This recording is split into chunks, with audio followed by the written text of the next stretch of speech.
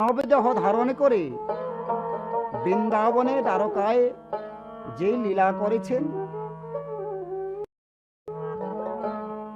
আমি গুরুর কৃপা বলে আর ভক্তের চরণ ধুলা মাথায় নিয়ে আপনাদের সামনে কিছু কিছু তুলে ধরব। সুদামা ছিলেন কৃষ্ণের সকল সখাদের মধ্যে প্রধান ভক্ত। কেননা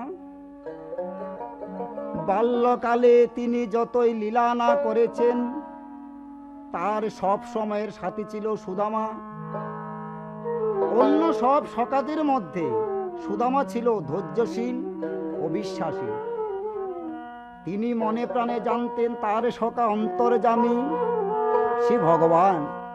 তাই তো তিনি সকল সখাদের মধ্যে কৃষ্ণকে ভগবান রূপে জানতেন। একদিন নন্দালয়ে মা